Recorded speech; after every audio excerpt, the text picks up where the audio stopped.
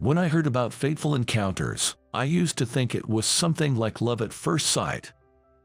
But in reality, it's not that romantic. In fact, there are cases where you might have a fateful encounter without even realizing it. Like me. My name is Kyle. Just an ordinary office worker, but summer is a different story. I'm a huge fan of the sea, and when summer comes, I head to the beach, making me a true beachgoer. I love the sea so much that I go swimming with my friends every week. What? You might ask, why not just swim in a pool? This sea has its own allure. White sandy beaches, scorching sunlight, and the wind on the waves. The sea offers experiences you just can't get in a pool, making it a seasonal pleasure. That's why I go all out only in the summer. As an adult, you gain the means to do what you want, to a certain extent. I've always loved the sea since I was a student, dreaming of buying a surfboard or riding a jet ski. I swore to myself that I'd enjoy the sea to the fullest once I became an adult. I even had such ambitions. Why was I so passionate about the sea? Well, embarrassing as it is to admit, I was bad at studying and wanted to excel at least in something. So I threw myself into swimming. The community pool was affordable, and as long as I said I was going there to practice swimming, my parents didn't fuss. Thanks to that, I became popular during swimming classes. That's why swimming was so enjoyable, and the sea, with its waves, offers a different environment every day. There's never a dull moment because you can always try new situations. So, here I am, off to swim with my friends today. Unfortunately, as an office worker, I only get weekends off. The beach I frequent is large and popular, drawing crowds and bustling with activity. Today, there were various people, including families with children and groups of young women. Of course, groups of guys like us, and some miscreants trying to pick up girls. After all, if you come to the beach, you should enjoy the sea, but I suppose everyone has their own way of enjoying it. It would be odd to fuss over it. Sure, I've thought about bringing a girlfriend to the beach someday. But sadly, I don't have a girlfriend, and none of my past girlfriends have accompanied me to the beach. They had various reasons, like not wanting to get tanned or not owning a swimsuit. So, my ideal partner would be someone who enjoys the beach with me, but I haven't had much luck finding such a person. It would be great if I could meet someone who loves the sea at the beach, but that would seem too much like I'm just trying to pick someone up, and I'm genuinely here to enjoy the sea. In other words, I don't have time for flirting. So, I was just about to enjoy myself, just when. Help! Just after I got into the sea, I suddenly heard a scream. I thought someone was drowning, but that wasn't the case. I saw something floating by my side. Was that a woman's swimsuit? Looking towards where the swimsuit came from, I saw a woman trying hard to cover herself with her arms while swimming, but failing to do so properly and revealing too much. "Excuse me, that's mine," she said, but I thought to myself, come on, at least try to help her or cover her up. Even if there are no acquaintances around, there are other women, but I immediately swam to retrieve the swimsuit. The swimsuit had unfortunately drifted a bit far away. It would be difficult for the woman to swim like this, let alone swim without a swimsuit at all. Since there were many women around and no one seemed adept at swimming, I instinctively went to get it. I quickly grabbed the orange striped swimsuit and swam back to the woman. Once I got close enough, I turned my face away and just handed her the swimsuit. I couldn't very well look directly at her. "Thank you so much." The woman took the swimsuit from me and hurriedly put it on. Perhaps not wanting to change right there, she skillfully changed under the water, showing only her face, which seemed to limit the number of onlookers. Finally, everything was covered up, and I no longer had to worry about where to look. We decided to leave the water for a while. The woman had been a bit out to sea, chasing after her swimsuit, so I pulled her towards the shore. She seemed a bit tired from the shock of losing her swimsuit. It would be terrible if she drowned while trying to swim in that state. "Thank you so much," she said once we were on land, deeply grateful. She stared at my face for a while, and I found myself tilting my head in confusion. I thought something might be on my face, but when the woman hurriedly apologized, saying, "I'm sorry," I decided not to worry about it. Actually, this woman was quite beautiful, and I was pleased to be looked at. I'd like to thank you." "Oh, no, you don't have to thank me for something like that. Please let me thank you. I don't know what I would have done without you." She insisted on thanking me, so I figured, well, if it leads to a meal with a woman, that's fine, and we exchanged contact information before parting ways for the day. However, I had forgotten to ask for her name at that time. I regretted not talking to women much, but when I asked for her name over messages, she said it was Anderson. I was looking forward to dining with her, and then, a week later, at lunch, I went to have lunch with Ms. Anderson. The lunch here is famous for its reviews, and Ms. Anderson had made the reservation. I thought it was unnecessary to go this far, but for a woman, having her swimsuit swept away is a huge ordeal, and she might have been harassed by some unsavory characters, so that was probably her way of saying thank you. When I arrived at the meeting place, there was an incredibly beautiful woman. Even in a swimsuit, she had a nice figure and a feminine shape, I thought, but her casually cute style in jeans and a lace blouse was something else. And with those charming round glasses and her soft bob hairstyle, I must admit, I was quite taken by her innocent-looking face. "Hello, Kyle. Thank you for today. I'm sorry for insisting on this." No, it's fine." I became a bit embarrassed and looked away. To exchange contact information with such a cute girl, even if it was due to an incident, I couldn't be happier. Then she said with a laugh, "Kyle, you still look away when you're embarrassed, just like before." "What? A habit from the past." Have we met before, Ms. Anderson?" "We've met before, not for the first time. Summer Anderson. Does that ring a bell?" Summer Anderson. Hearing that name, I definitely remembered. She was my high school classmate. Though in my memory, Summer Anderson was very serious, quiet, and quite plain. She always followed the school rules, served as a class rep, and her grades were always at the top. She was the classic glasses girl vibe. At least, she's nothing like the lovely and beautiful Ms. Anderson standing before me now. But the Summer Anderson I know is her, and her alone. So that means, could it be you're Summer from Lynx High? Yeah, that's right. Did you finally realize? What? I let out an incredible scream. That's how surprised I was. They say women can change a lot with makeup, but this was almost like she had undergone plastic surgery. The change was so drastic. Well, in reality, she hadn't had surgery but had dyed her hair a much lighter color, switched to cute, round glasses, and completely changed her style of dress. "Wow, you look so surprised." "Well, of course, I'm surprised. Are you really that Summer?" "Yes, I am. The Summer who used to lend her notes to Kyle when he slept in class and let him copy her homework." Summer laughed amusingly, but her smile still retained a hint of her past self. After picking up her swimsuit, she must have been staring at my face to check if I was someone she knew. "Kyle, you were always good at swimming." Once we settled into the restaurant and caught our breath, we started updating each other on our lives. It almost felt like a mini reunion. I hadn't really attended reunions, so seeing Summer after so many years felt like putting gratitude aside and just enjoying each other's company. It felt nice, almost like a return to the past.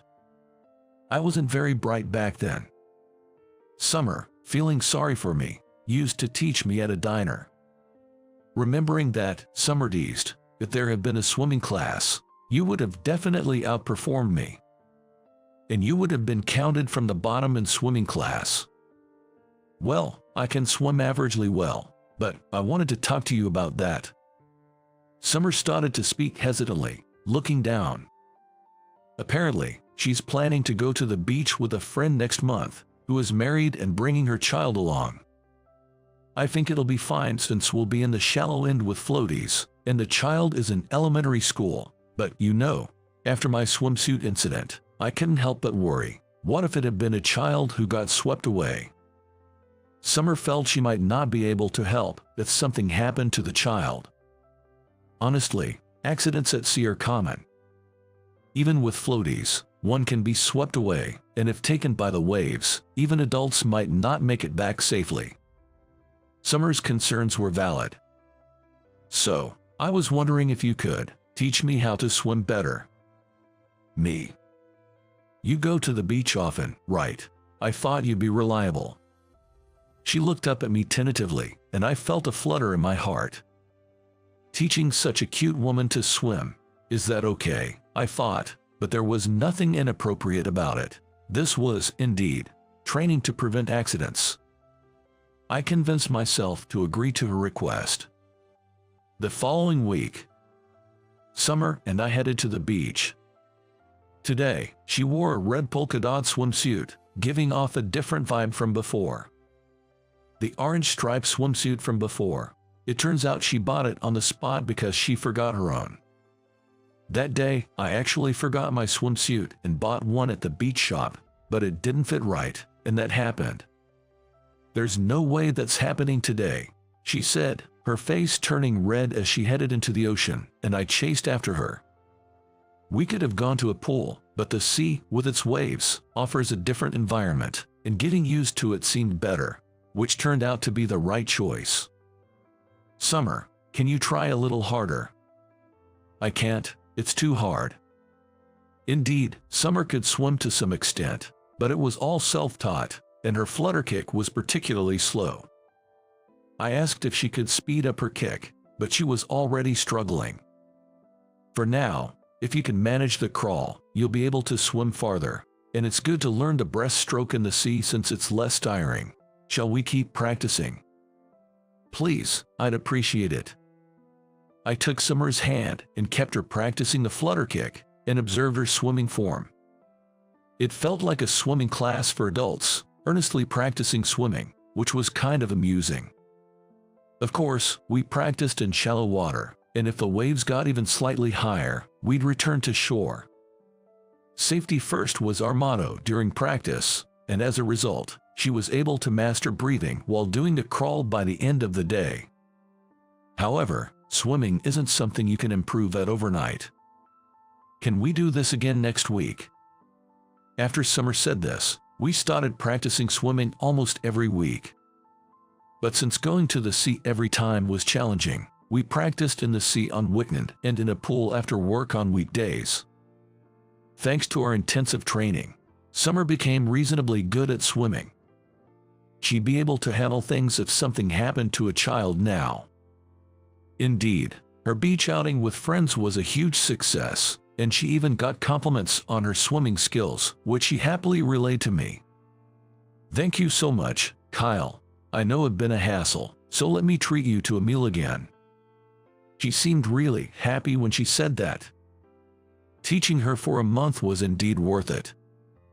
So here we are, going out for a meal again, but this time, it's dinner. Summer had apparently reserved a nice restaurant. You didn't have to go to all this trouble. It's fine. Teaching was hard work, and I want to thank you for your company. Summer smiled at me with her exceptionally cute makeup and fluffy curled hair.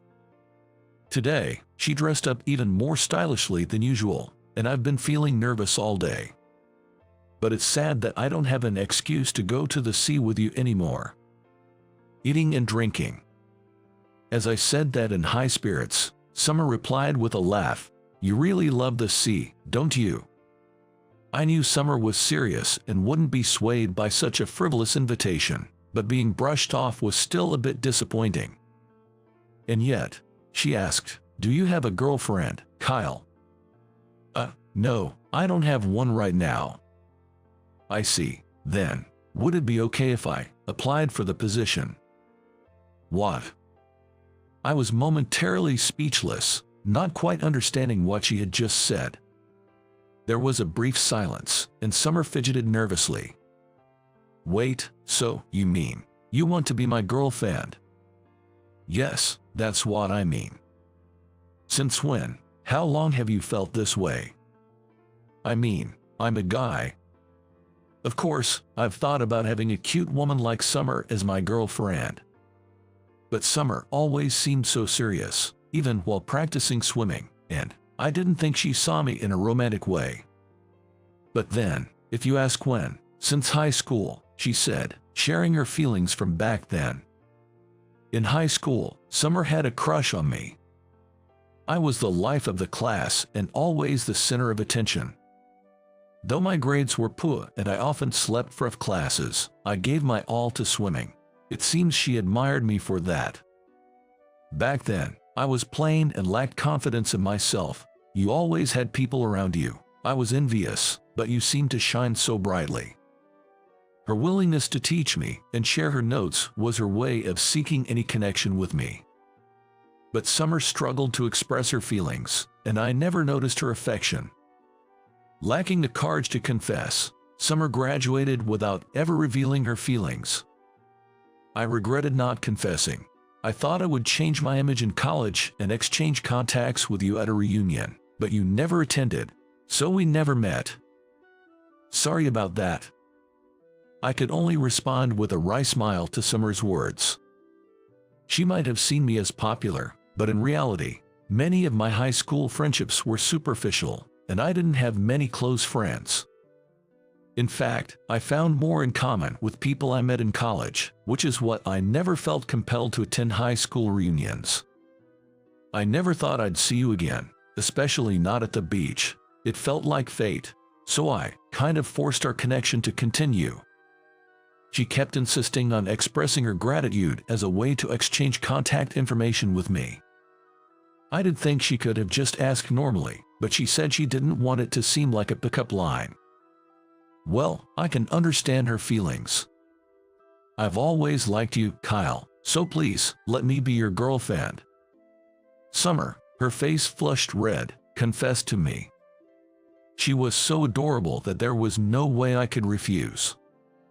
Well, even if she wasn't cute, I wouldn't have wanted to refuse anyway. It made me really happy to know she had kept thinking about me all this time. "Thank you, Summer. I was actually hoping you could be my girlfriend too." "Really?" "Yeah." As I smiled, Summer jumped up with joy, exclaiming, "Yes." It felt like her long-awaited love had finally been reciprocated. Things moved quickly for us after that. Our first date was, of course, at the beach. This time, instead of swimming practice, we enjoyed marine sports together. Like surfing. We visited different beaches on each date, and sometimes we even spent the night at hotels with ocean views. The fireworks seen from the hotel were a beautiful sight and a great memory. Well, the fireworks in my memories are beautiful, but their beauty remains unchanged over the years. Daddy, the fireworks are so pretty. Hey, don't get too excited. Several years later, we get married, and we're blessed with a daughter. Today, we've brought our daughter to the hotel where we can see fireworks, just like on our dates. My daughter might not remember, but we've been coming to this hotel since Summer and I were dating, after we got married, and even during her pregnancy. After all, it's the hotel near the beach where we reunited. It's a place full of memories for us, and that's why we've decided to create many more memories together by coming here every summer. Yeah, it's beautiful. As I said this, I looked at my daughter in Summer, who was trying to keep our energetic little one in check. This scene of my life's greatest love, surrounded by my family, is surely more beautiful than any fireworks or anything else in the world. It may not sound very romantic to say that this precious moment was sparked by a swimsuit being swept away. But accidents happen to everyone, and sometimes those accidents can change your life. What's up, Kyle? Just thinking about how beautiful it is. When Summer saw me grinning, she gave me a curious look. Responding to her, she teased, "I wonder what you're looking at," with a laugh. I hope to continue these carefree conversations, building a happy family life.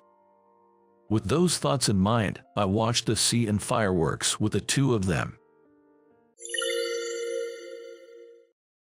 Why on earth is someone like you, with poo education and no skills, attending our wedding? Just breathing the same air as you makes me feel like I'm losing brain cells. I was invited to the wedding ceremony of Michael, who is my manager, and attended with Sarah, my newlywed wife. However, his bride, sitting next to Michael, started belittling me on a mic in her hand. Michael turned pale and desperately tried to stop his bride, sitting next to him, but to no avail.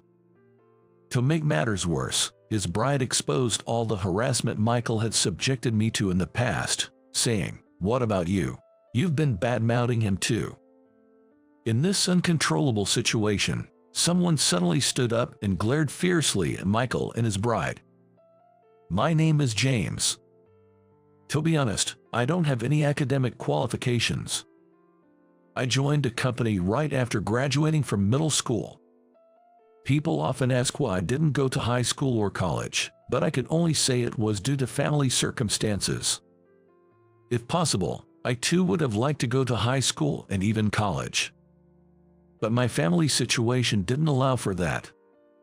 Though my parents wanted me to attend college, I respectfully declined. I have two younger brothers, Charlie and Daniel, and at that time, they had just started kindergarten and elementary school. I was confident I could manage on my own, but I didn't want my brothers to go through such hardships. So, I decided to start working right after middle school to save up for their college tuition. I was introduced to my current company through school, and it's almost been 10 years since I joined. In the beginning, being a middle school graduate, I was mostly assigned menial tasks, but as my tenure increased, I was entrusted with various responsibilities. By my 5th year, I was working with almost the same conditions as college graduates. After working for 10 years, I could smoothly handle almost all tasks in the company. Not only did my job quality improve, but I also gained confidence. Yet, I never settled for just that and tirelessly pursued my efforts with greed every day. Having been looked down upon for only completing middle school, I never wanted to go through that experience again, nor did I wish to put myself in such an environment. My efforts were eventually recognized by those around me, and I managed to build good relationships. "Hey, James, you're doing great. Thank you. This is all thanks to the seniors like you who patiently taught me the ropes when I was still new here. Come on, saying that won't get you anything." While I was working at my desk, a senior colleague, Tom, casually spoke to me. He held 2 cups of coffee, placing one on my desk with a smile. "Wow, thank you. It's not much." He smiled again and returned to his desk. Then, Emily, a junior colleague, sitting next to me, called out to me, "James, sorry but my software stopped working." Emily came to me with a tearful face, showing me the screen. Indeed, the software had frozen and the screen had gone white. Upon asking Emily for details, it seemed that this issue arose whenever attempting to open documents sent by a client. The software installed on our company computers is always up to date. So, it's unusual for there to be issues with opening files. But after considering various factors, including the possibility that her computer might not have the necessary specifications, I couldn't manage to open the document on their device. In the end, I had to take over the task. "James, sorry for causing you trouble." "It's okay, we're here to help each other," I replied with a smile, and Emily seemed relieved and smiled back. Taking over Emily's task, I handed my work to her instead. We supported each other like this, keeping a positive atmosphere in the office.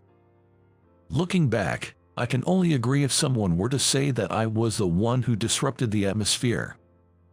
James, can you work overtime today? Oh. It was 20 minutes before the end of the day. Michael, the manager, said he needed help with some urgent work. However, I had an important matter today that required me to leave on time. I'm sorry, I can't make it today due to personal reasons. However, I'm available to help tomorrow. At my response, Michael furrowed his brow.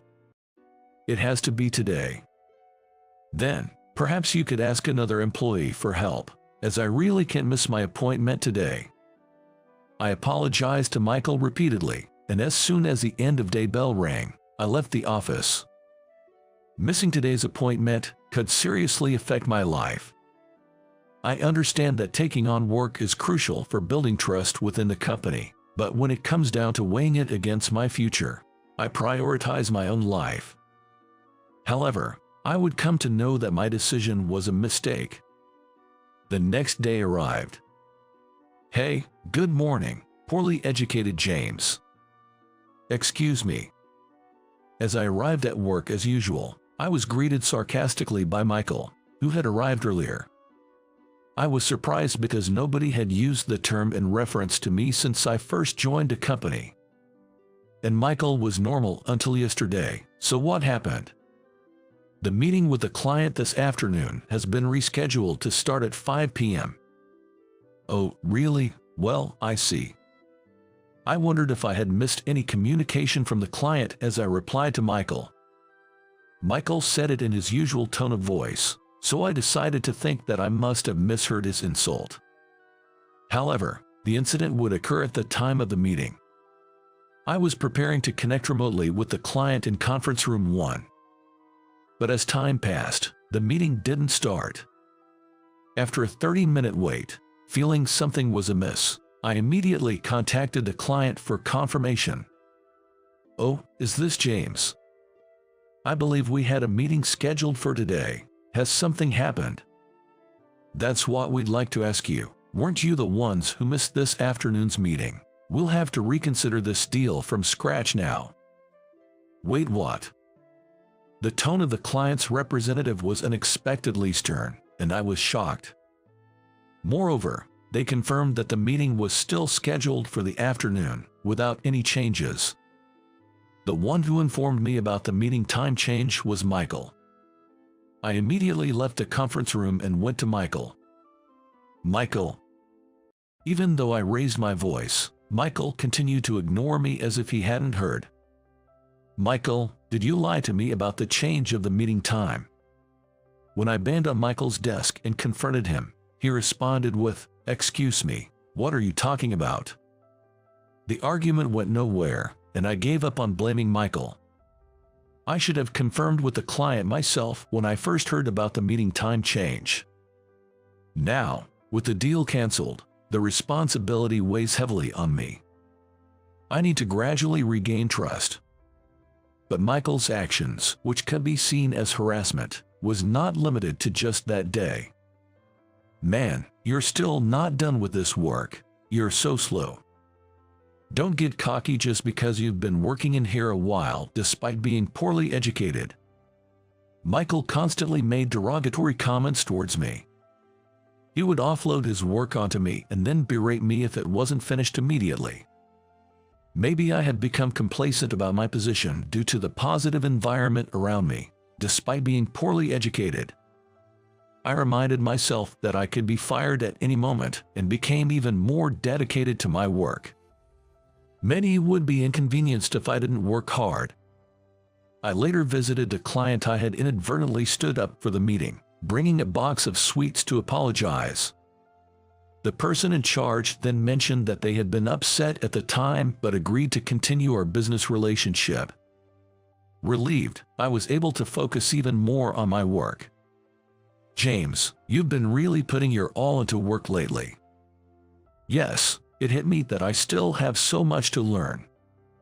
As I began to focus more on my work, those around me also started putting in more effort. It seems they felt encouraged seeing me work hard. Thanks to everyone's hard work, the company's overall performance began to improve.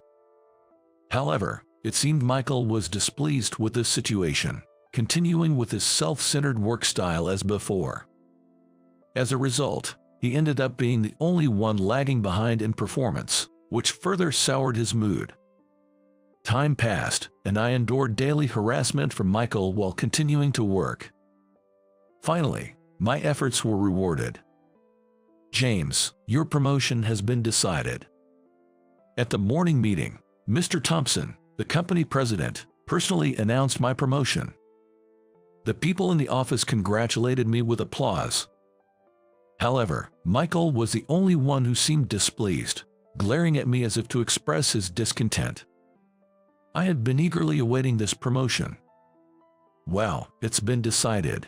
Congratulations." "Thank you." When I told Sarah, whom I live with, about my promotion, she was delighted as if it were her own achievement. I had shared everything with her, including my troubles with Michael and all the good and bad things at work. It's no exaggeration to say that I was able to keep going until today because of her. And I had made up my mind. Once my promotion was decided, I planned to convey something important to her.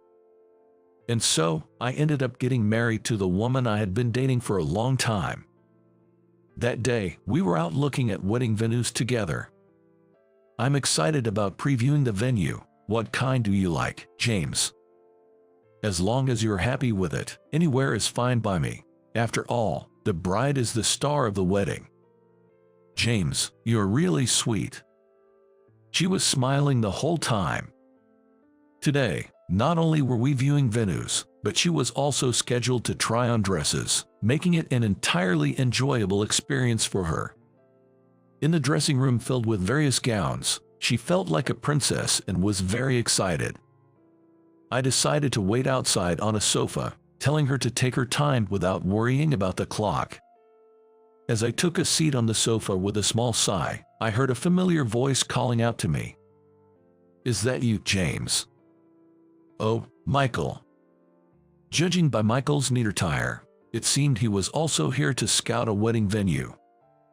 A woman, presumably Michael's girlfriend, stood beside him. When our eyes met, I gave a light greeting, but she quickly looked away. "What are you doing here?" "I came with my girlfriend. She's in the fitting room right now." "Even a loser like you can get married, huh?" "Education has nothing to do with marriage, right?" Michael would insult me regardless of the place. I didn't want to argue in public, so I didn't respond strongly, but Michael's girlfriend, having heard our exchange, suddenly burst into laughter. "Well, so, you're the infamous guy with poor education, the incompetent one I've heard so much about from him. Always dragging Michael down, aren't you? I hear it all the time, how you're making everyone's workload heavier because of your mistakes." "Yeah, that's him." Taking advantage of his girlfriend joining in, Michael ramped up his insults. Moreover, what Michael was telling her was completely false, which made me even feel a bit sorry for her. Hearing nothing but complaints about me from Michael must be stressful for her.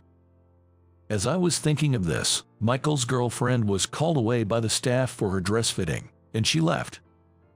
At the same moment, Sarah returned. "James, sorry to keep you waiting." "Oh, someone you know?" "Yeah, from work." As I was about to introduce Sarah to Michael, he caught a glimpse of her and his eyes widened in shock. "Michael, is this your girlfriend?" Upon seeing Sarah, Michael's complexion visibly worsened. This incident led to a sudden halt in his harassment towards me. Although my colleagues and I found it odd, we were just relieved that work could proceed smoothly without any disturbances. However, Michael's behavior became strange afterward. Not only did the harassment stop, but he also started going out of his way to bring me coffee and even offered help whenever I seemed stuck with my work. Despite my refusals, Insisting that it wasn't appropriate for a manager to do a subordinate's work, Michael began taking tasks from me to do himself. With the extra time on my hands, I was able to deliver higher quality work than before. This also led to an overall increase in work efficiency within the company, which was a win-win situation for me. Soon after, Sarah and I held our wedding ceremony. We invited colleagues from the company, including Michael. At her parents' request, we planned a grand wedding ceremony. With more guests than we could possibly greet, both she and I experienced a wedding filled with immense joy. Half a year after our wedding, Michael was planning his own and sent out invitations to the company employees. I asked if my wife could also attend, and Michael, sweating profusely, eagerly agreed. I wonder why Michael starts to panic whenever I mention Sarah. While Sarah and I were chatting in the corridor before the reception started, the bride walked past us, right by our side. To be more precise, she was going to walk past us. Upon seeing me, the bride stopped and turned to face us. "Are you the one from back then?" Despite being in her wedding dress, the bride approached us and scrutinized both me and my wife's faces. "Uh-oh, you're already married, right? Too bad you can turn back now." "What? Do you know your husband is poorly educated and incompetent at work?" "Well, that look on your face says you didn't know. Sorry for you. Could you please stop?" Seeing my wife uncomfortable, I intervened, but the bride just sneered and said, "Oh, sorry," before heading to the dressing room. What was that all about? "Sorry for making you feel uncomfortable." "No problem, but James, are you all right?"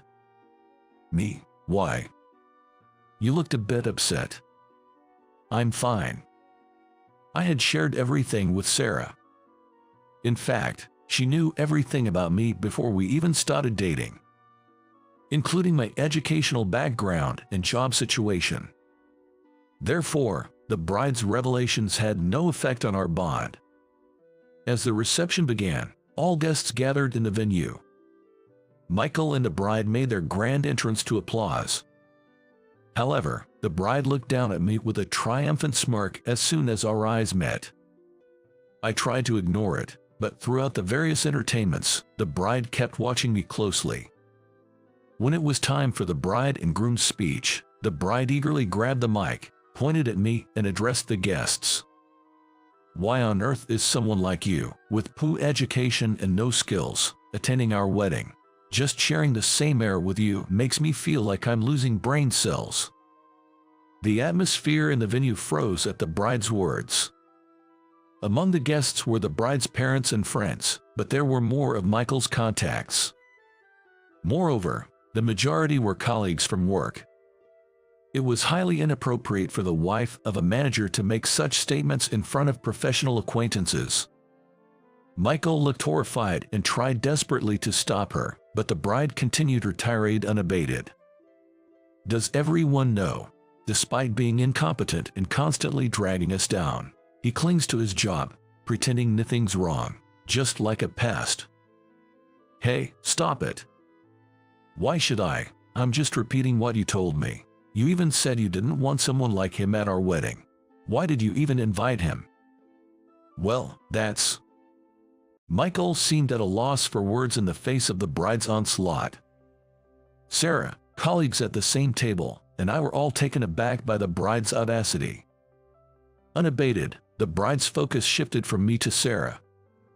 "You really drew the short straw, didn't you? Too bad you can't turn back now." "James, is she okay?" My wife nudged my arm and whispered. I just shrugged and shook my head. As the bride continued unabated, Michael's face grew increasingly pale. This was far from the joyous expression one would expect from a groom on his wedding day. Although my colleagues and I were used to being bad-mouthed and looked down upon in the office, there was someone among us who couldn't contain his anger on our behalf. With a clatter, Mr. Thompson, who was sitting nearby, stood up. "Michael, who were you directing such insults at? What exactly is going on here?" "Mr. Thompson." Michael is barely hanging on after having incited the wrath of President Thompson. How could you do such a thing to someone who's going to be the next president? Mr. Thompson, those words were not mine, and your soon-to-be wife is saying all this. It can only be assumed you're the one who fed her such notions. Well, that's... Unexpectedly, Mr. Thompson announced my upcoming role as the next president, leaving me and Sarah exchanging bewildered glances. She chuckled amusedly. Indeed, my wife is the daughter of Mr. Thompson, making her the president's daughter. Mr. Thompson, of course, has known me since I joined the company and is aware of my educational background. He has always valued me purely based on my achievements and abilities. Michael stopped harassing me the moment he saw Sarah because he quickly recognized she was the president's daughter. It meant that Michael wasn't foolish enough to overlook the significance of the president's daughter visiting the venue with me. Despite Michael's profuse apologies and his tuxedo, President Thompson's anger seemed to have reached its peak, and it appeared he wasn't willing to listen. Working while harboring such negative feelings towards others already marks you as incompetent. And on top of that, spreading slander makes you an unwanted person in our workforce. To everyone's astonishment, Michael was fired on the spot during his own wedding. Adding insult to injury, the bride, through the mic, scornfully said to Michael, now jobless. Am I marrying to the unemployed guy? No way. Goodbye. Despite being the cause of the commotion, Michael's girlfriend dismissively sighed and left the venue, ignoring her own role in the uproar. The atmosphere left behind for us was undoubtedly the worst. The venue staff, unsure of how to proceed, let the wedding music play on as planned, its notes echoing emptily through the hall. Since then, it seems Michael has been holed up at home. Understandably so, as he was not only fired but also left by the bride during the wedding, leading to the collapse of his marriage. Feeling somewhat sorry for him and recognizing his abilities, I plan to call him back once I've established myself as a competent president and gained recognition. To achieve this, I continue to work diligently, facing each day's challenges with earnest dedication.